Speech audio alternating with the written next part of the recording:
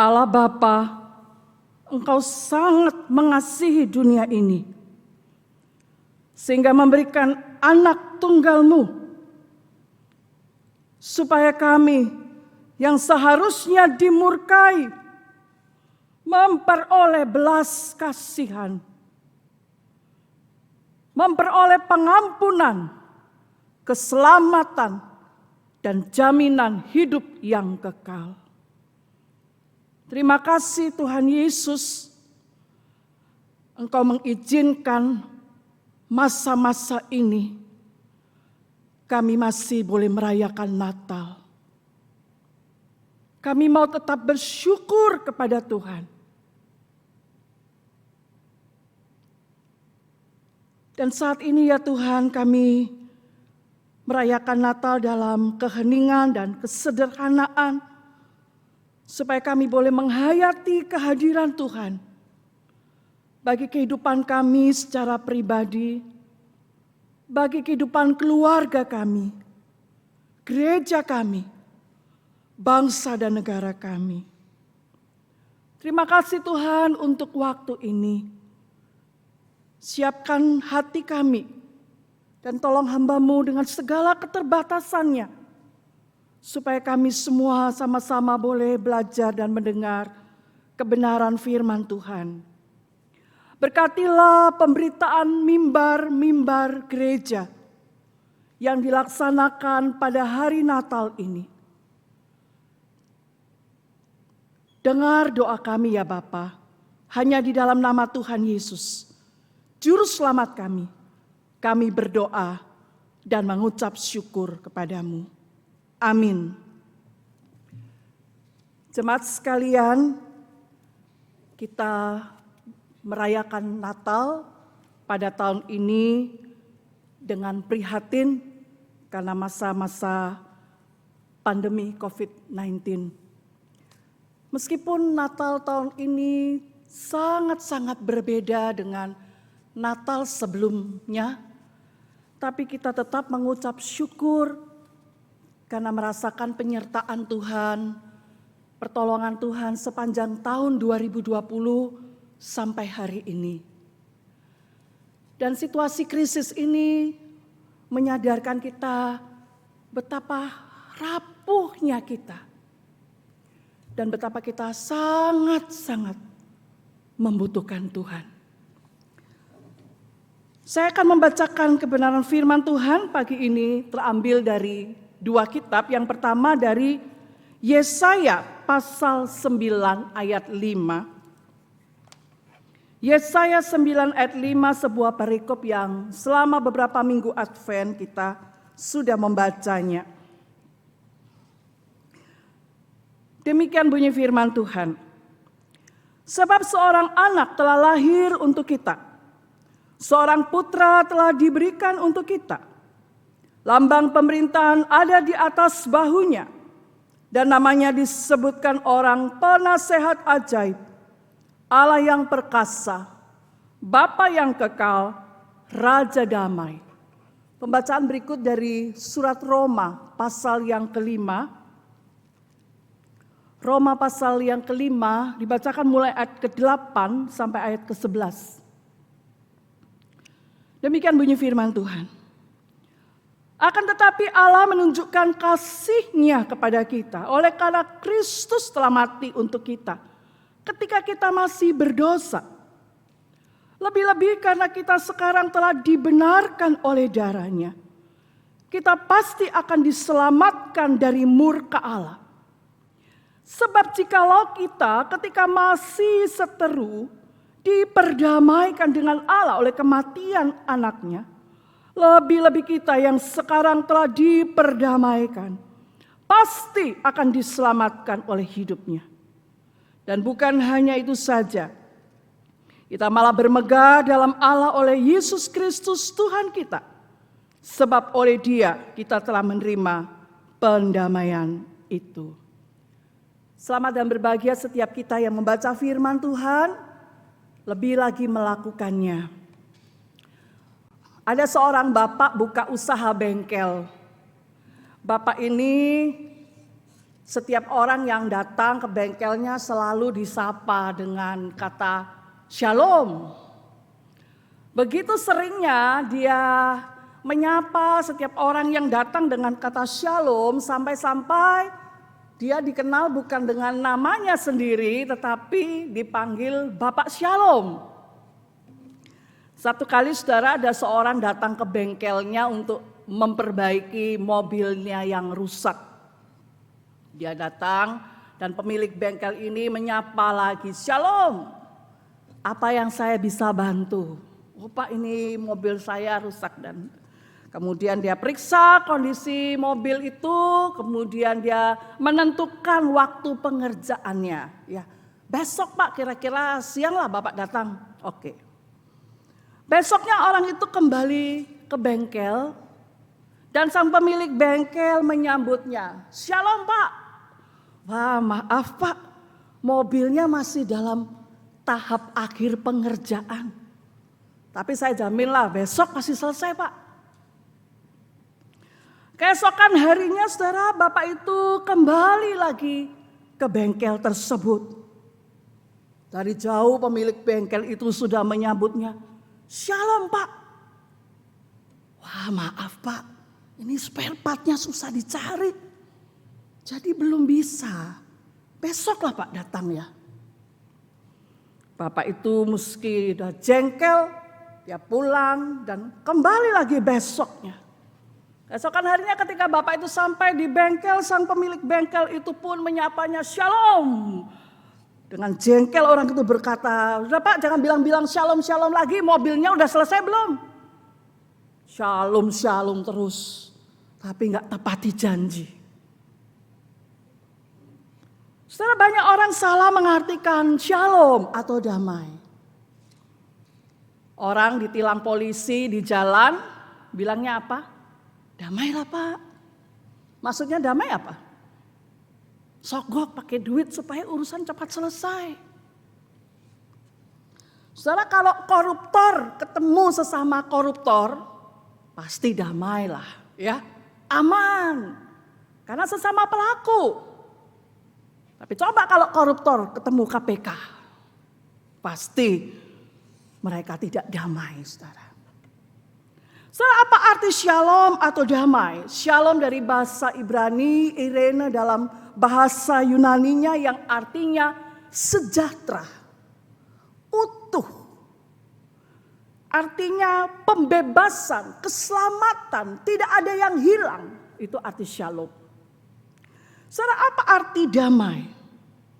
Banyak orang merasa damai ketika punya banyak uang.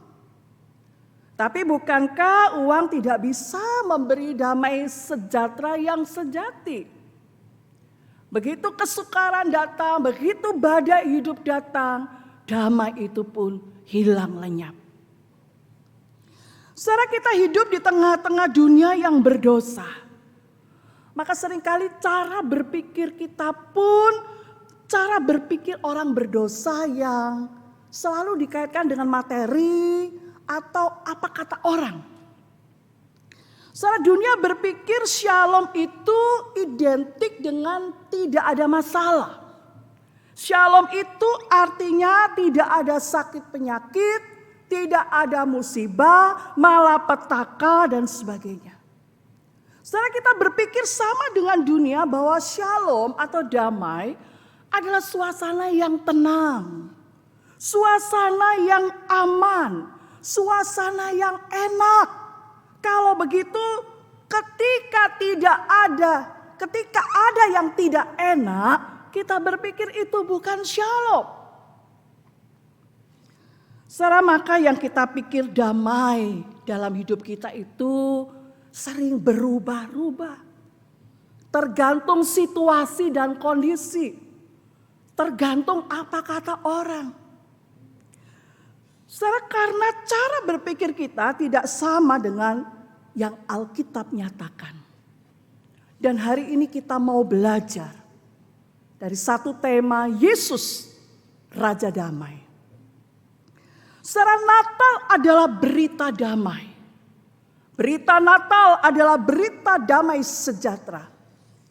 700 tahun sebelum Tuhan Yesus lahir ke dalam dunia, Nabi Yesaya sudah menubuatkan ayat-ayat yang kita baca tadi, putra Natal yang disebut dengan Raja Damai, Prince of Peace. Saudara, namun apakah kedatangan Raja Damai itu membawa damai bagi manusia yang berdosa? Saudara, kalau kita ingat bagaimana kelahiran Yesus membuat Herodes ketakutan karena ia terancam dengan kehadiran raja yang baru lahir. Dan dalam ketakutannya itu Herodes memerintahkan untuk semua anak-anak di bawah umur 2 tahun sesuai perkiraan umur Yesus waktu itu untuk dibunuh.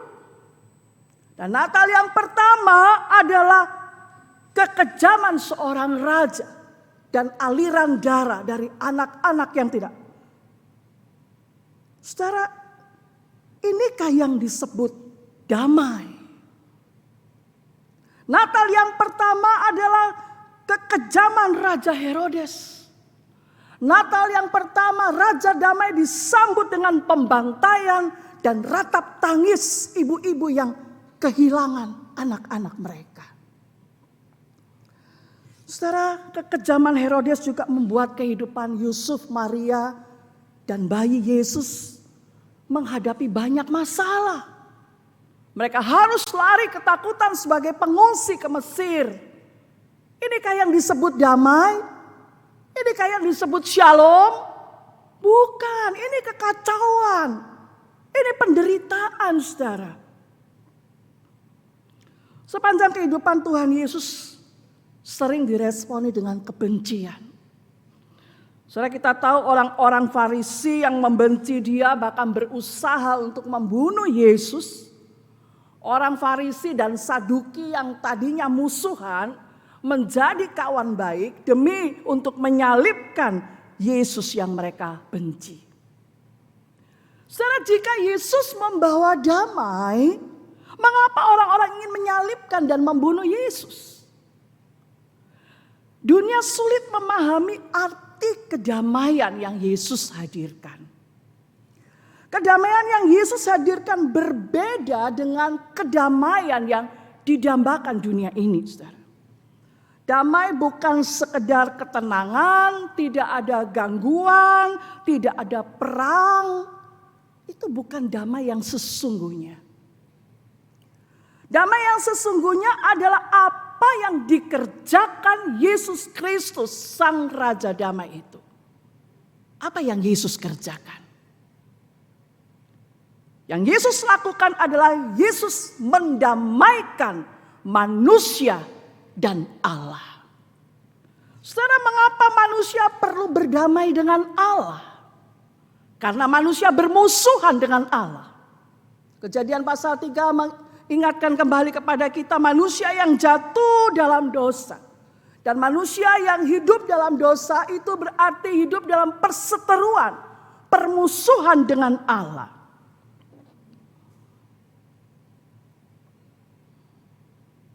Sebab jikalau kita ketika masih seteru diperdamaikan dengan Allah oleh kematian anaknya, lebih-lebih kita yang sekarang telah diperdamaikan pasti akan diselamatkan oleh hidupnya. Saudara, manusia yang berdosa adalah musuhnya Allah. Tidak peduli dosanya sedikit atau dosanya banyak, ya, meskipun tidak ada ukuran dosa kecil, dosa besar. Tetap dia adalah musuhnya Allah. Mazmur 51 ayat 7. Sesungguhnya dalam kesalahan aku diperanakkan. Dalam dosa aku dikandung ibuku. Seorang bayi dalam rahim ibunya, dia belum bisa berbuat dosa, tapi statusnya adalah manusia berdosa. Berbeda dengan ajaran lain, saudara, bayi dalam rahim ibu, dia belum berdosa. Ketika dia lahir, dia seperti kertas putih, bersih, suci, sempurna. Ketika dia semakin besar dan dewasa, baru kertas itu mulai kotor. Kekristenan berbeda, saudara. Statusnya orang berdosa sejak dari rahim ibu. Perbuatannya belum. Manusia berbuat dosa atau tidak berbuat dosa, statusnya orang berdosa. Dan Alkitab mengatakan orang berdosa adalah musuhnya Allah. Seterunya Allah.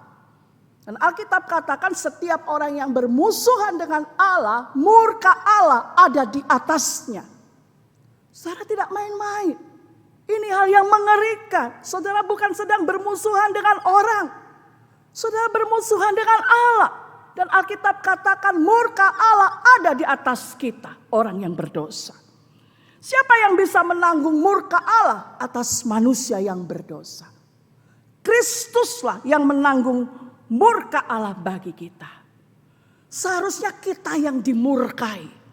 Seharusnya kita yang dihukum, tapi Kristus datang untuk menanggung. Dan kepadanya ditumpahkan murka Allah untuk menggantikan kita. Saudara, dosa itu bukan perkara remeh. Bukan perkara sepele. Ini problem rohani. Ini masalah rohani. Perkara rohani tidak bisa diselesaikan dengan cara apapun selain oleh Yesus Kristus yang digantung di atas kayu salib. Sampai akhirnya ketika Yesus mengatakan, sudah selesai, sudah genap karya penebusan, karya pendamaian itu. Kristus mendamaikan Allah dan manusia.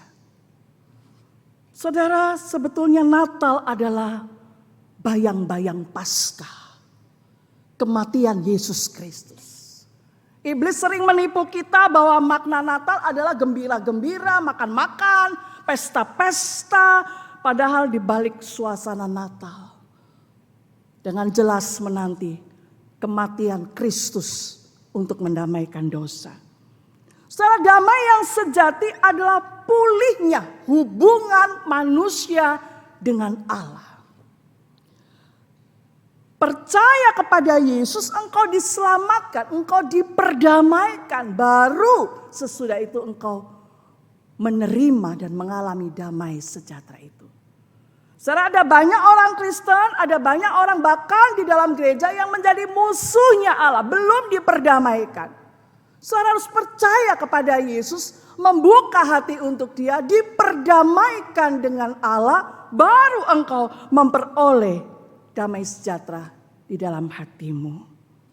Saudara, sebab itu sejak manusia jatuh dalam dosa, tidak pernah ada damai dalam hati manusia. Dan sepanjang hidup manusia terus menerus mencari di manakah damai itu. Dengan berbagai cara mencari damai, tetapi damai tidak didapatkan sampai manusia berdamai dengan Allah melalui kematian Yesus Kristus. Yesus Kristus Raja Damai itu adalah juru selamat manusia. Dialah sumber damai sejahtera itu. Dan itu yang diucapkan Tuhan Yesus sendiri. Damai sejahtera kutinggalkan bagimu. Damai sejahteraku ku berikan kepadamu. Dan apa yang ku berikan tidak seperti yang diberikan oleh dunia kepadamu. Janganlah gelisah dan gentar hatimu. Saudara, dunia cuma bisa kasih senang. Dunia hanya bisa memberi kita bahagia, tapi bukan damai. Dunia tidak pernah memberi damai. Kalaupun ada orang mengatakan damai, itu damai yang palsu, damai yang semu saja. Ada orang cerita, saya di rumah ribut terus dengan istri, tapi sejak dekat dengan teman sekantor, hati saya tenang, damai rasanya. Di rumah cekcok terus dengan suami. Tapi kok sejak jumpa dia, mantan pacar, hatiku damai. Tentram jiwaku di sampingnya. Ini damai dalam dosa, saudara. Damai tipuan setan. Hati-hati saudara kalau saudara merasakan damai ketika saudara hidup di dalam dosa. Saudara, damai tidak sama dengan senang. Ya. Damai tidak sama dengan bahagia. Senang, bahagia itu kebahagiaan yang ada di luar diri kita. Saudara senang kalau dipuji orang. Kalau dikritik orang, dibenci orang, senang enggak? Saudara senang dapat promosi, dapat duit banyak. Kalau duitnya habis, kantong kosong, masih senang tidak? Damai esensinya berbeda. Damai adalah kebahagiaan yang berasal dari dalam diri manusia. Yang hanya diberikan oleh Allah. Dunia tidak bisa memberi damai. Hanya Yesus Kristus yang memberi damai yang sejati. Saya jadi ingat sebuah lagu him yang indah saudara. Damai di hatiku bukan dari dunia, selamanya jadi milikku. Damai yang padaku bukan dari dunia. Dia diberikan oleh Kristus. Damai sejahtera tidak tergantung berapa banyak uangmu, berapa sehat badanmu, seberapa kayanya engkau, seberapa suksesnya engkau. Damai sejahtera hanya didapat di dalam Yesus Kristus, Sang Raja Damai itu. Filipi 4 ayat yang ke-7. Damai sejahtera Allah yang melampaui segala akal, memelihara hati dan pikiranmu dalam Kristus Yesus. Damai yang melampaui segala akal maksudnya apa? Damai yang tidak bisa sepenuhnya diterima akal manusia. Bagaimana seorang percaya di tengah-tengah tekanan, di tengah-tengah situasi yang kacau balau, di tengah-tengah kegelisahan, ketakutan, bahkan penderitaan. Namun Allah memberikan hati yang tenang, hati yang penuh damai, yang membuat kita tetap tenang karena kita percaya Allah Maha Baik, Dia punya kuasa atas segala sesuatu yang terjadi dalam hidup kita. Sehingga ada satu ungkapan menarik saya pernah dengar saudara. Orang yang percaya Tuhan dalam badai bisa tidur dengan tentram. Tapi orang yang tidak percaya Tuhan dalam tidur dia mimpi badai. Ada sebuah ungkapan yang menarik dari Thomas Watson. The world can create trouble in peace, but God can create peace in trouble. Indah sekali saudara. Dunia bisa membuat masalah di tengah-tengah kedamaian. Hanya Allah yang sanggup memberikan kedamaian di tengah-tengah masalahmu. Saudara, hari ini apakah saudara rindu mengalami damai sejahtera itu? Tidak ada jalan lain, tidak ada cara lain. Hanya menerima Yesus Kristus, sumber damai sejahtera itu. Sang Raja Damai, Juru Selamat itu. Namun saudara tidak berhenti hanya sampai menerima karya pendamaian itu. Tetapi seharusnya kita hidup terus di dalam kebenaran dan firman-Nya.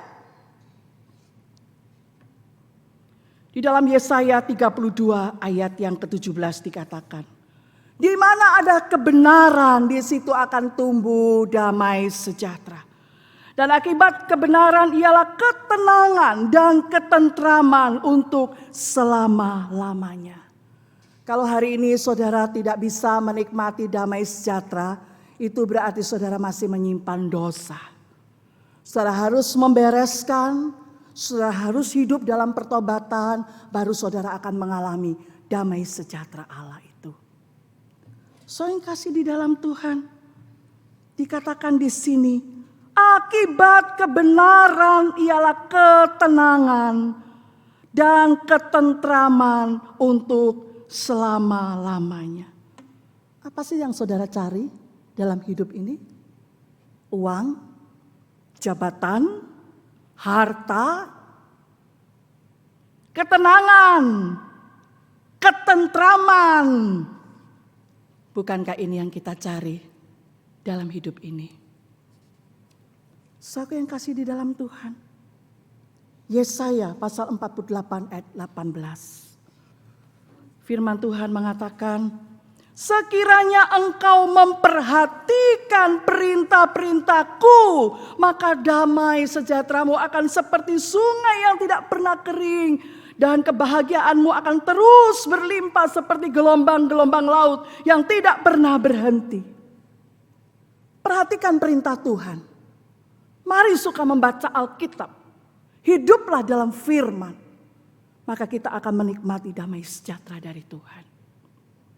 Saudara, hari-hari ini di masa pandemi yang sulit dan mencekam, banyak orang kehilangan damai sejahtera. Sama sekali tidak bisa merasakan damai. Namun anak-anak Tuhan yang sungguh-sungguh percaya, yang sungguh-sungguh beriman kepada Tuhan, Tuhan akan memberikan mereka damai sejahtera yang tidak akan hilang.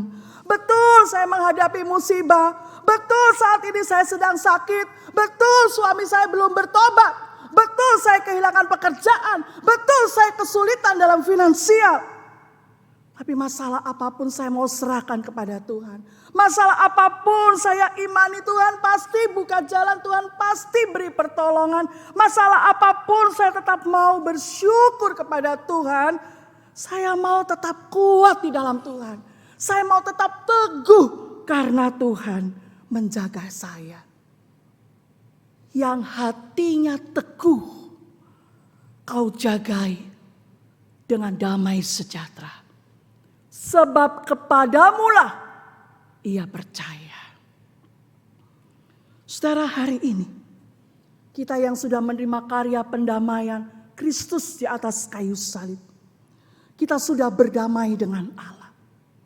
Mari kita juga berdamai dengan sesama kita.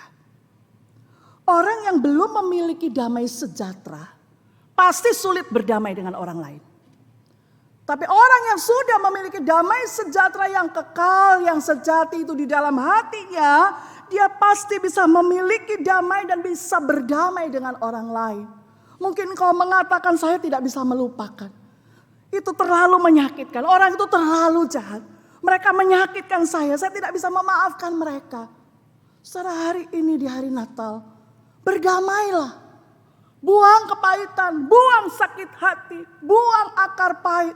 Engkau sudah menerima damai sejahtera yang kekal, damai yang sejati itu. Engkau sudah memilikinya karena Kristus Raja Damai memerintah dalam hati dan hidupmu. Berdamailah, berilah pengampunan. Natal adalah momen yang sangat tepat untuk saling berdamai, saling mengampuni. Saudara pasti akan mengalami kelegaan dan damai sejahtera dari Allah. Natal adalah berita damai sejahtera. Saat ini momen yang baik. Beritakan, ceritakan berita damai sejahtera itu bagi orang-orang yang di luar pintu keselamatan. Dan akhirnya kita boleh bersama-sama dengan malaikat mengatakan, kemuliaan bagi Allah di tempat yang maha tinggi. Dan damai sejahtera di bumi di antara manusia yang berkenan kepadanya. Mari kita berdoa.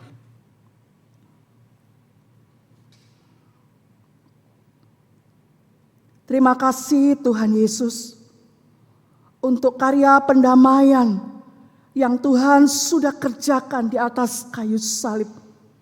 Menggantikan kami yang seharusnya dimurkai sebagai seteru dan musuhnya Allah.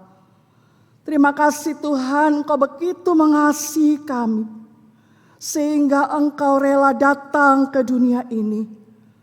Dan menjadi sama dengan manusia. Untuk menerima hukuman digantung di atas kayu salib.